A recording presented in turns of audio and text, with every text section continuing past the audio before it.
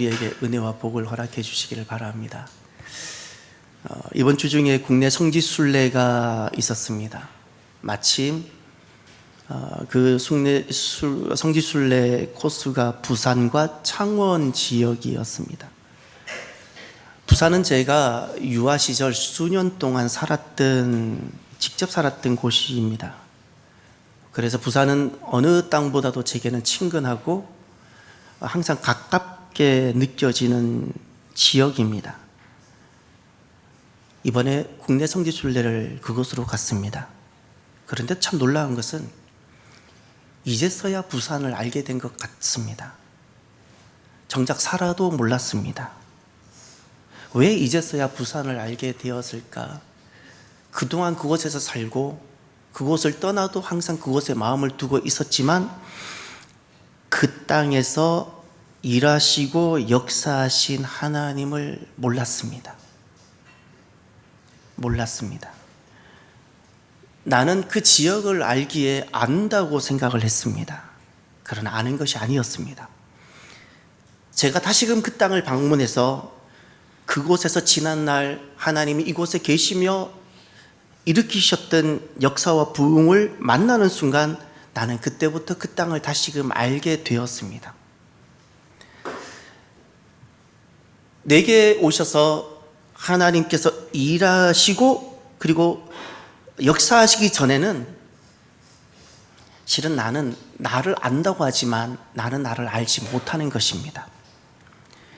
언제 비로소 나를 알고 세상을 알까? 계시며 일하시는 그 하나님을 내가 만나고 알게 될 때 비로소 나를 알게 됩니다. 오늘 나를 알고 이 땅을 다시금 알게 되어지는 복된 은혜가 있기를 바랍니다.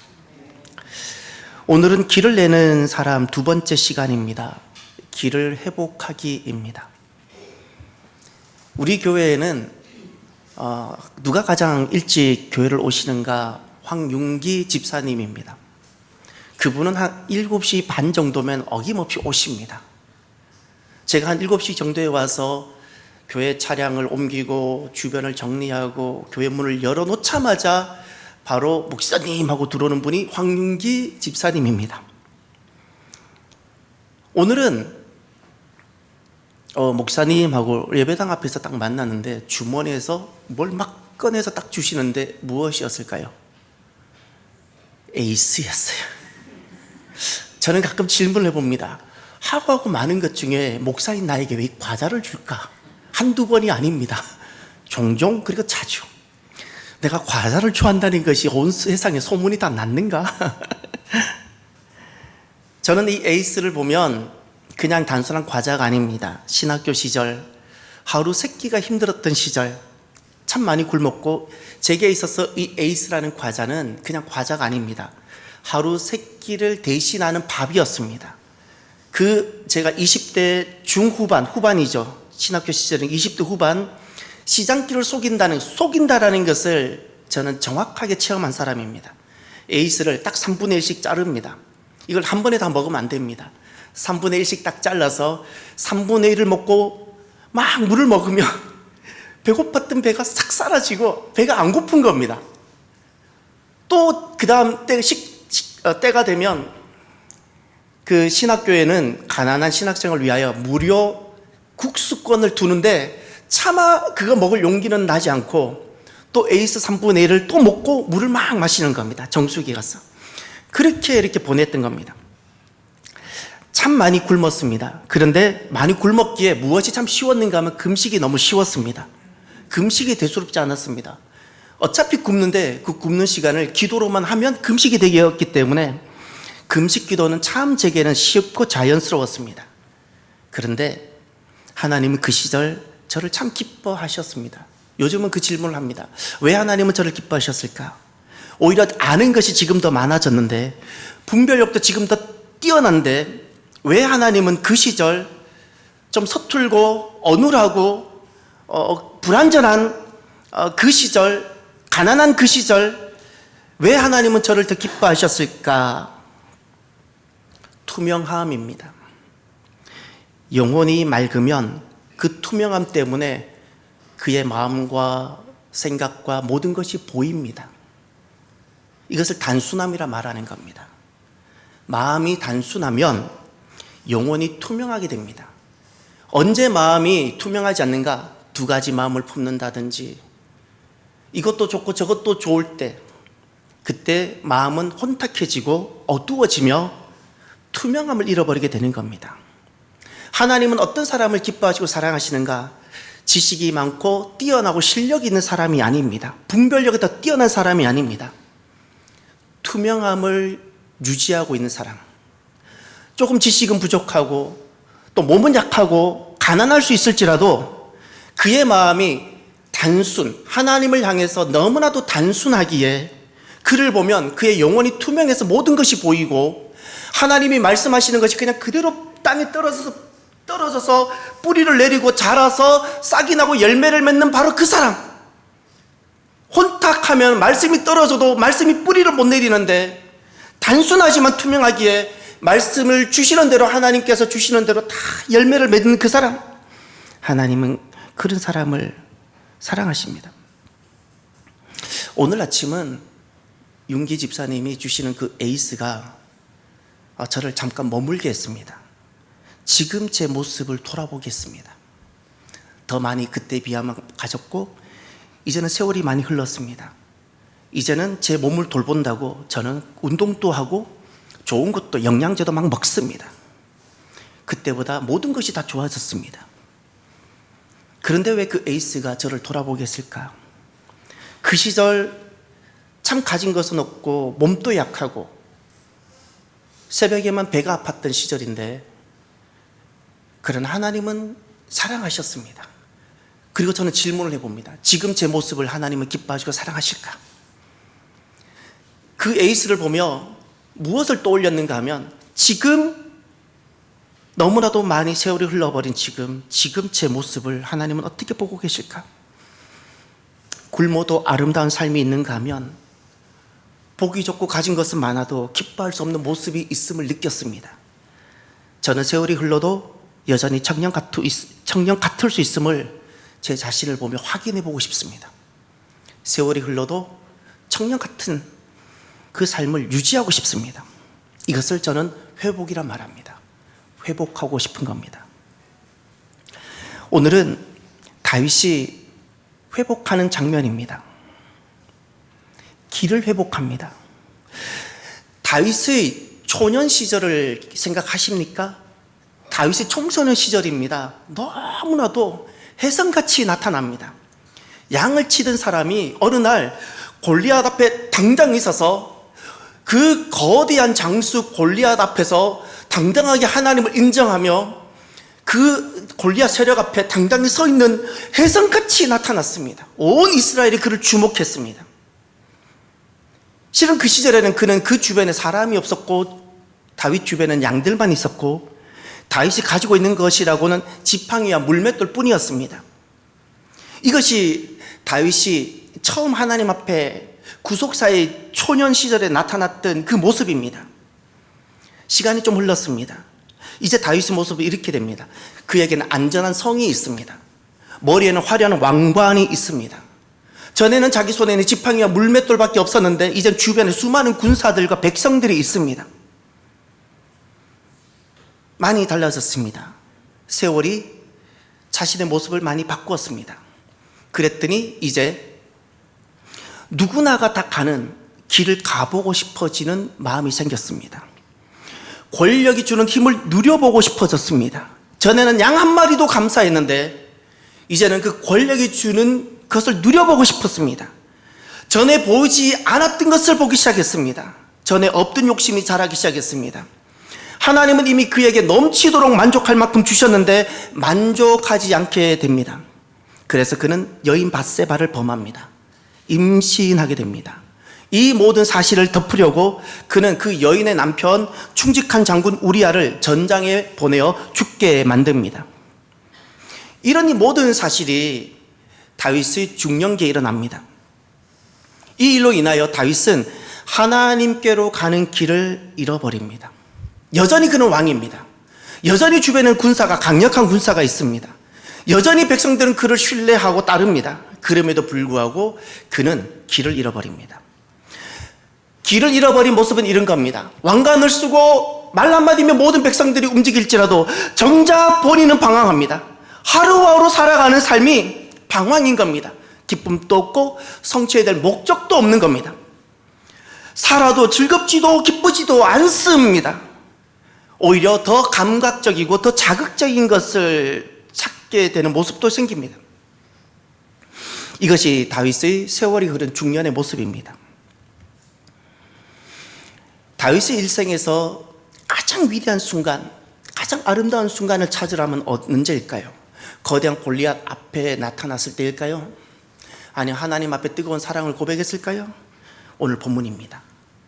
다윗의 일생에서 가장 위대하고 결국 그를 하나님께서 너는 내 마음에 합한 자라는 칭찬까지 유일무이한 칭찬을 받게 한 결정적인 장면이 바로 오늘 말씀입니다. 바로 이 순간입니다.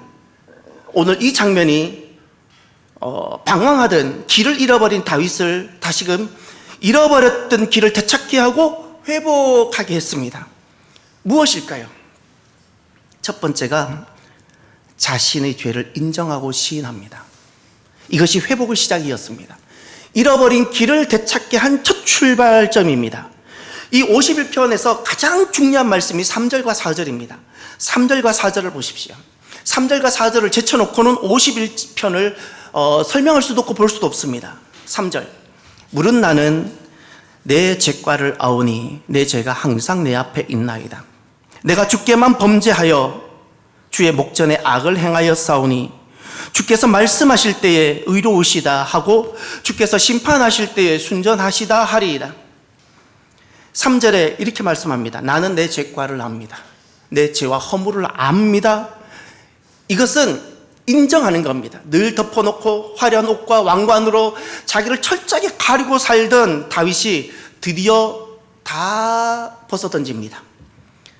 자신의 가장 은밀하게 숨겨두었던 것을 드러내는 겁니다. 그리고 자신의 그 행위가 남들 보지 않게 몰래 했던 그 행위가 죄와 허물임을 인정합니다. 부정하지 않습니다. 더구나 4절은 내가 주께만 범죄하여 주의 목전에 악을 행하여 싸우니 더 깊은 고백을 합니다. 내가 주님께 범죄했다는 것, 무슨 말인가 하면 내가 주님께 대하여 반대하고 against 대적했다는 겁니다. 나는 단순히 한 여인을 범하고 한 충직한 한 장군을 살인한 정도가 아니라 실은 나는 끊임없는 주님의 말씀도 있었고 주님의 인도하심에도 있었음에도 불구하고 나는 그 주님의 모든 손길과 인도하심을 against, 나는 그것을 거절했고 나는 그것을 반대했으며 오히려 주님의 인도하심에 나는 대적했습니다. 그래서 나는 단순히 한 여인을 범한 것이 아니라 저는 주님께 죄를 지었습니다라고 고백합니다. 이것이 죄의 뿌리 깊은 본질을 이야기합니다. 많은 사람들이 이야기합니다. 다윗은 밧세바를 범했습니다. 다윗은 충직한 우리야를 죽였습니다. 많은 군사들에게 죄를 지었으며 왕인데 백성들에게 죄를 지었습니다. 다윗은 그렇게 고백합니다. 다 맞습니다. 그런데 나는 주님께 죄를 지었습니다. 그는 가장 본질적인 죄의 뿌리를 고백합니다. 그 말은 나는 단순히 어떤 눈에 보이는 죄 때문에 아파하는 것이 아니라 하나님, 저는 하나님 없이 살려 했던 것을 고백합니다. 하나님이 부재를 시인하는 겁니다. 언제 길이 회복이 될까요? 내 죄를 인정하고 시인하는 순간입니다. 죄 고백의 첫 걸음은 시인과 인정입니다. 많은 사람들은 본능적으로 죄를 축소시키기를 원하고 그리고 변명, 상황화하려고 합니다. 어쩔 수 없었습니다. 상황이었습니다. 신사참배 어쩔 수 없었습니다. 이것은 종교적인 것이 아니라 그냥 국민의례라고 했습니다. 우리는 다 상황화하려고 합니다. 어쩔 수 없습니다. 모든 사람들은 다 자녀를 이렇게 길렀습니다. 그래서 고3이면 다 교회를 보내지 않기에 나도 보내지 않았습니다. 누구나가 다 돈을 이렇게 버니까 그렇게 벌었습니다. 다 대세를 따르거나 어떤 변명을 하려고 합니다. 이것은 죄를 인정하지 않는 전형적인 모습입니다. 이 길을 걸어간 사람이 바로 사울 왕입니다. 사울은 다윗과 똑같이 어떤 죄를 지었습니다. 죄의 종류만 다를 뿐입니다. 그런데 사울은 왜 무너지고 망했는가? 사울은 자기 변명을 끝까지 하게 됩니다. 하나님 앞에서 죄인인 나를 결국 자기 의를 지켜내려고 몸부림을 칩니다. 그것이 사울이었습니다. 그리고 마지막은 망하는 것으로 끝났습니다. 회개라는 것은 우리는 대단히 불편한 주제로 다가옵니다. 내가 가장 숨기고 싶고 그리고 그 누구에게도 드러내고 있지 않는 어떤 주제를 다루어야만 될 것 같은 불편한 이야기로, 스토리로 다가옵니다. 그런데 회개를 다시 생각해야 합니다. 우리는 늘 입으로 이야기합니다. 모든 사람이 죄인입니다. 모든 사람이 죄인이라면 모든 사람에게 반드시 필요한 것이 무엇일까요? 이 질문을 바꿔보면 이렇게 됩니다. 모든 사람은 병자입니다. 모든 사람은 병들었습니다. 그러면 그 모든 사람들이 가장 필요한 것은 무엇일까요? 의사를 만나고 내 아픈 몸을 드러내 보여줘야 되는 것 아니겠습니까? 회개라는 것은 내 삶을, 병든 내 영혼을 다시금 재출발하게 하는 너무나도 귀한, 내 삶에서는 없어서는 아니 되는 것이 실은 돌아보면 회개입니다.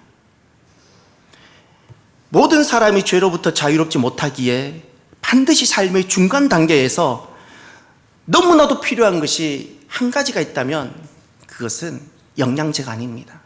바로 회개입니다. 천국은 죄가 없는 사람이 가는 곳이 아닙니다.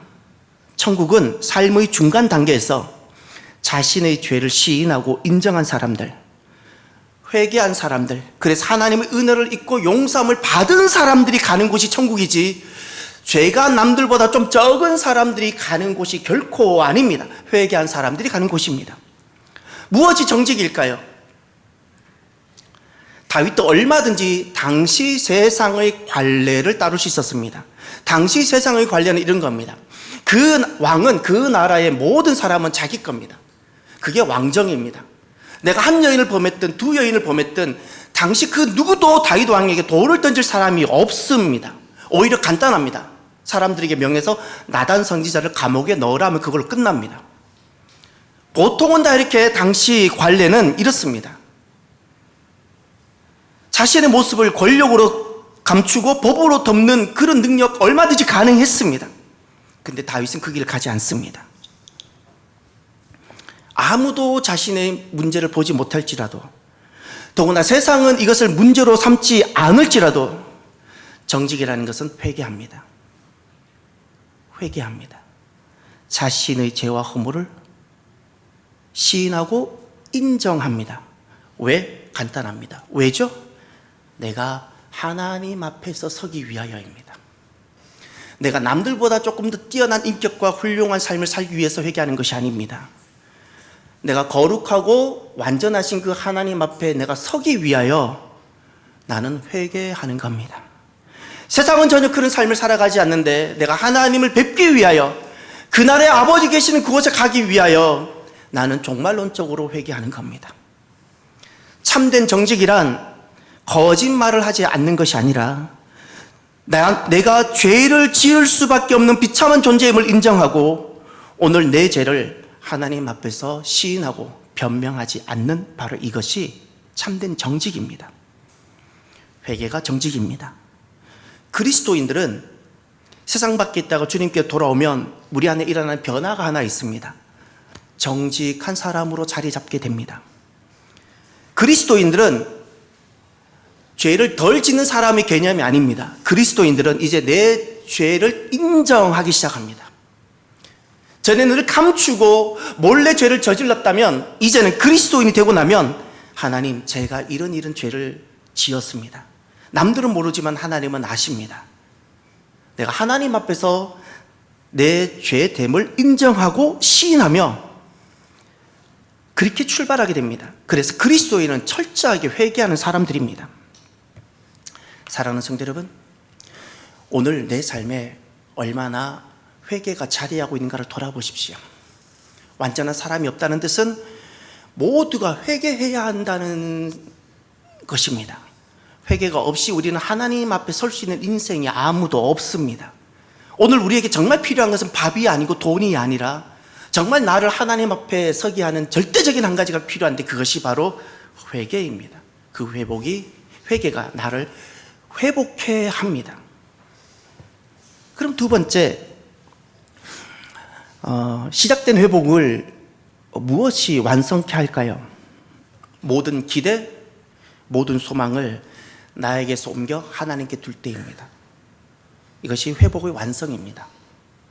나 자신과 이 땅을 향한 기대와 소망, 내 자녀를 향한 기대와 소망, 교회를 향한 기대와 소망, 그 무엇도 이 땅에 두지 아니하고 나 자신에게 두지 아니하고 그 기대와 소망을 고스란히 들어서 하나님 손에 옮겨 드리는 것, 여기에 회복의 완성이 있게 됩니다. 오늘 이제 다윗의 모습을 좀 관찰하게 할 겁니다. 다윗이 오늘 그의 삶이 다시금 재출발하게 됩니다. 그런데 그의 모습에 공통적인 모습이 하나 있는데, 그는 대단한 당대의 가장 온 세계가 주목하는 엄청난 신생 국가로서 아주 주목을 받는 왕이었습니다. 대단한 카리스마를 인정을 받고 많은 백성들의 지지를 받았던 사람입니다. 그럼에도 불구하고 그는 자신의 권력과 힘에 절대 소망과 기대를 두지 않습니다. 이것이 다윗의 공통점입니다. 이제 4절을 보십시오. 4절 하반절을 보십시오. 주께서 말씀하실 때에 의로우시다 하고 주께서 심판하실 때에 순전하시다 하리이다. 거기 의롭다, 순전하다. 언제 내가 의로워질까요? 내가 언제 순전해질까요? 내가 왕으로서 좀 더 선행을 많이 하고 어려운 백성들을 많이 구제하면 내가 의로워질까요? 내가 얼마나 좋은 법을 만들어서 통치하면 순전해질까요? 모든 기대와 소망을 그는 자기 자신에게서 내려놓고 주님께로 옮깁니다. 주님께서 말씀하실 때 나는 의로워집니다. 나의 의로움이 주님께 있다는 겁니다. 내가 순전함이 주님께서 판단하실 때, 주님께서 결정하실 때 내가 비로소 순전해진다고 말씀합니다. 다시 말해서 다윗은 회복을 주님의 행하심에 둡니다. 주님의 의에 둡니다. 하나님의 의입니다. 하나님의 의로 인하여 나는 비로소 의로워지고, 하나님의 행하심, 하나님의 의에 의하여 나는 이제 다시금 순전해질 수 있는 인생입니다. 나는 다른 방법이 없습니다. 고백합니다. 1절을 보십시오. 하나님이여 주의 인자를 따라 내게 은혜를 베푸시며 주의 많은 긍휼을 따라 내 죄악을 지워주소서. 거기 주의 인자, 주의 많은 긍휼이란 단어가 등장합니다. 인자는 우리가 많이 반복하고 들었던 헤세드입니다. 죄인임을 알고도 포기하지 않은 하나님의 사랑을 헤세드라 말합니다. 근데 오늘 하나 주목하셔야 될 단어가 있습니다. 오늘 본문에 긍휼로 번역되어 있는 이 단어는 라함이란 단어입니다. 이 라함이란 단어는 어떤 그 단어를 그대로 가져왔는가 하면 원래는 태아를 품고 있는 어머니 배, 태아를 품고 있는 어머니 자궁입니다. 태아를 품고 있는 어머니, 그 한 여인이 갖게 되는 특별한 사랑을 말하는 겁니다. 그냥 마음이 넓어서 그냥 법 없이도 살 수 있는 그런 사람으로서의 사랑이 아닙니다. 내가 태아를 품은 겁니다. 내가 아기를 품은 겁니다. 내 안에는 생명이 있는 겁니다. 이 생명을 잃어버리지 않기 위하여 어머니, 한 가련한 연약한 여인이 갖게 되어지는 태도가 있는 겁니다. 사랑이 있는 겁니다. 바로 그것입니다. 그것이 라함이라는 겁니다. 자녀를 품고 있는 어머니, 그 자녀를 향한 포기할 수 없는, 결코 어떤 대가를 다 지불해서라도 그 자녀를 지키고 싶은 그 사랑이, 그 마음이 라함이고, 우리는 그것이 긍휼로 번역되었습니다. 가장 쉽게 번역하면 바로 어머니 마음 같은 겁니다. 지금 다윗은 자신의 회복을 자신의 어떤 인격, 남들보다 조금 나은 어떤 도덕적 삶에 두지 않습니다. 그는 자신의 모든 회복에 대한 기대와 소망을 하나님의 사랑에 둡니다. 하나님 사랑입니다. 나를 사랑하시는, 나를 낳으시고 나를 기르신 하나님의 사랑에 자신의 모든 회복을 기초하게 합니다. 또 6절을 보십시오. 여기에 다윗은 어떤 하나님을 보며 어떤 회복을 두고 있는지를 보십시오. 보소서 주께서는 중심의 진실함을 원하시오니 내게 지혜를 은밀히 가르치시리이다. 다윗이 지금 오늘 새 출발이 됩니다. 그런데 여기에 다윗은 모든 기대와 소망에 대한 회복의 기준입니다. 그 기준을 어디에 두고 있습니까? 주님께서 원하신다고 말씀했어요. 내가 원하니까, 이렇게 사는 것이 좀 더 좋아 보이니까 내가 이렇게 하는 것이 아니라는 겁니다. 주님이 원하시는 삶이기에 주님은 중심이 진실한 사람을 진실하게 살아가는 것을 원하시기에 나는 오늘 주님이 원하시는 삶으로 돌아옵니다. 기준을 하나님께 두고 있는 겁니다. 회복의 기준입니다. 주님의 원하심. 주님의 원하심. 7절 한번 보십시오. 여기에서는 회복에 있어서 다윗은 무엇을 보고 있고 어떤 하나님을 보고 있는가를 보십시오. 우슬초로 나를 정결하게 하소서. 내가 정하리이다. 나의 죄를 씻어주소서. 내가 눈보다 희리이다.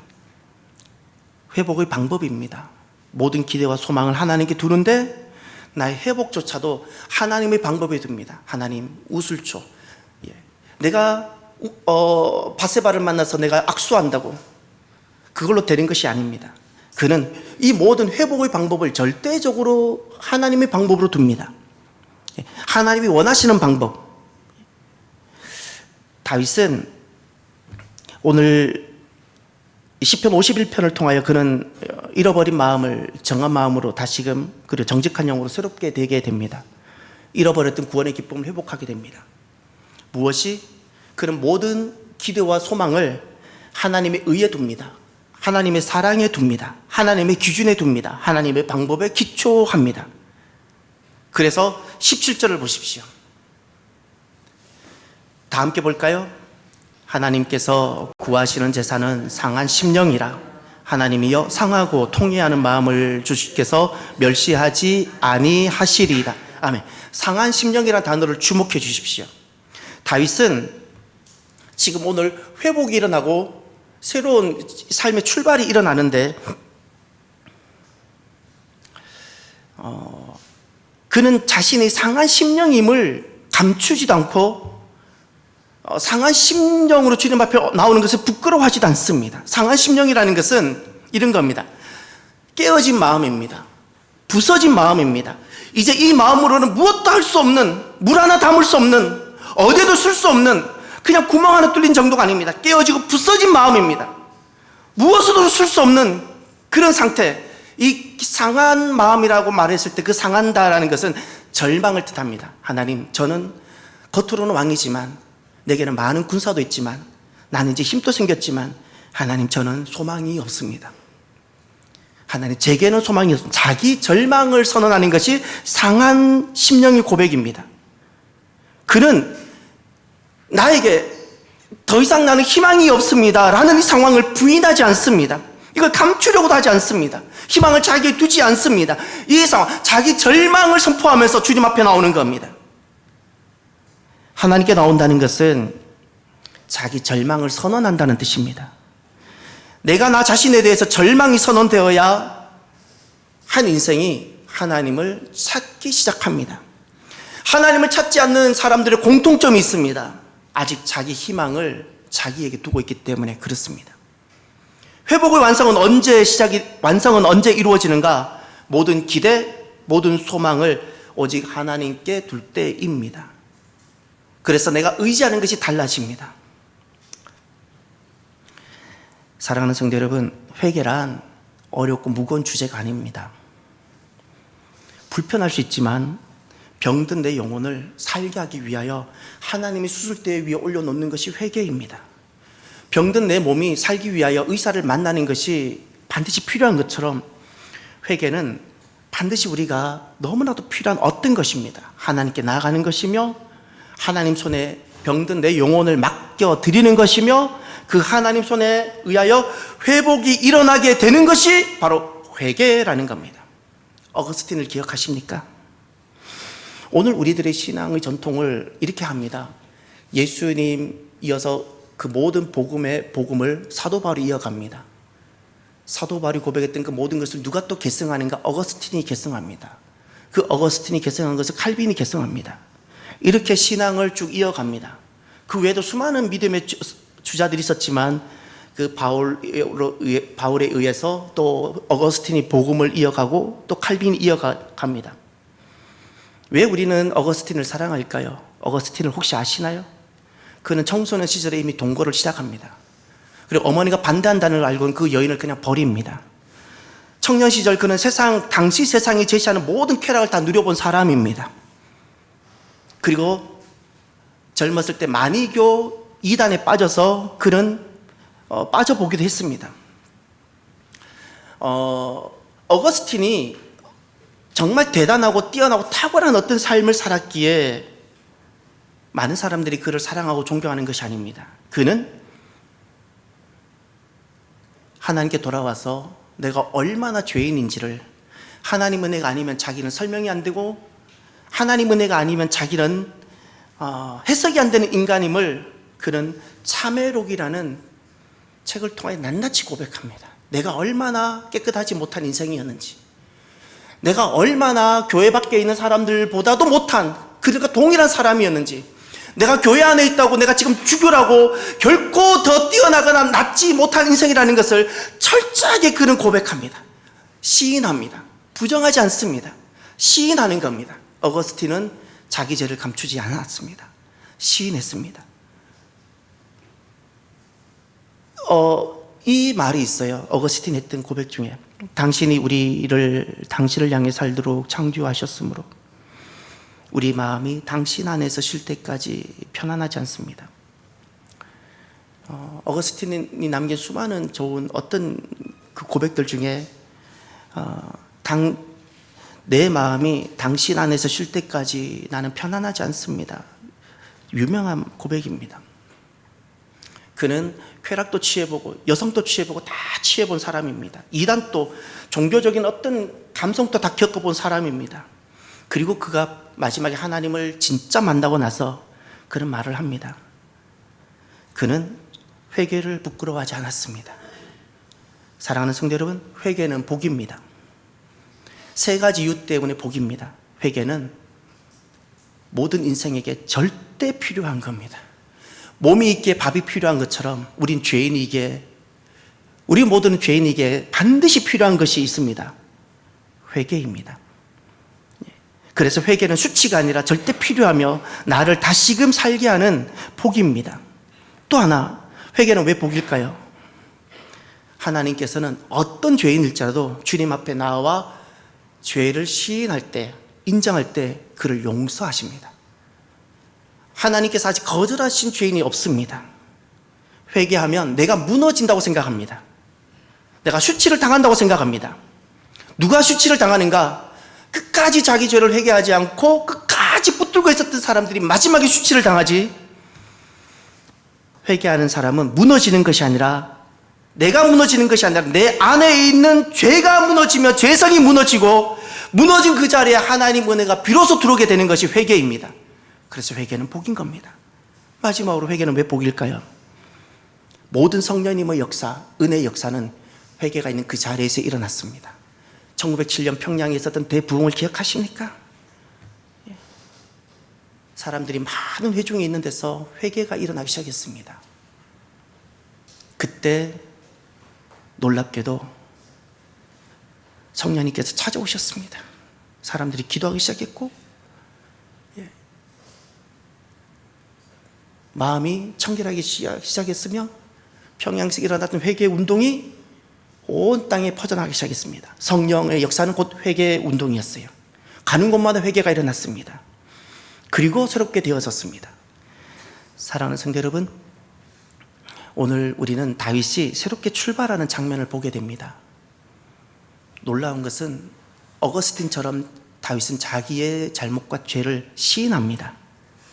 그런데 무너지지 않았습니다. 무너지기보다 오히려 다시 살게 되고 출발하게 됩니다.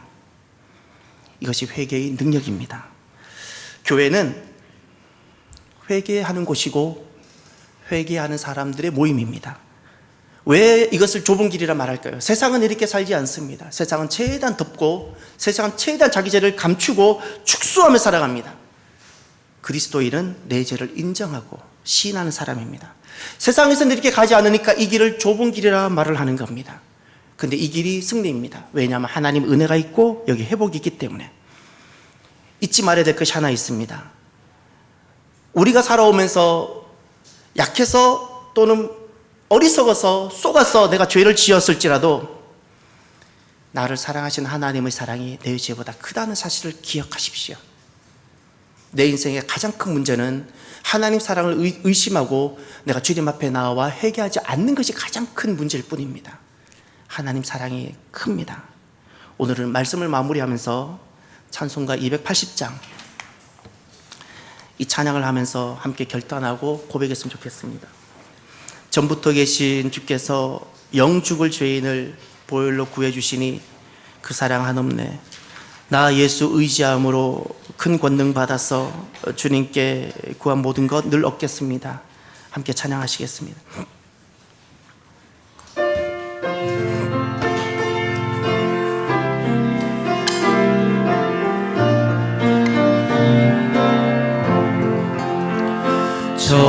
전부터 계신 주께서 영죽을 죄인을 보혈로 구해 주신 그 사랑하 나 예수 의지함으로 나 예수 의지함으로 큰 권을 받아서 주님께 구한 모든 것을 얻겠음. 다시 한번 나 예수 찬양 느리게 합니다. 나 예수 의지함으로 큰 권능 받아서 주님께 구한 모든 것 늘 얻겠음. 내 죄를 씻기 위하여 내 죄를 씻기 위하여 피 흘려 주시니 너에게 하는 마음으로 주 앞에 옵니다. 내 죄를 씻기 위하여 피 흘려 주시니 고백에 하는 마음으로 주 앞에 옵니다. 아멘. 기도합시다. 모든 인생은 다시금 나를 돌아보며 재출발이 필요합니다. 우리는 죄인이고 가망이 없는 존재이기에 오늘 우리들에게 너무나도 필요한 것이 회개입니다. 회개는 내가 무너지는 순간이 아니라 다시 살아나게 되는 시작입니다. 하나님 사랑이 내 죄보다 크다는 사실을 의심하지 마십시오. 그 하나님 사랑을 붙잡고 하나님 앞에 나오시길 바랍니다.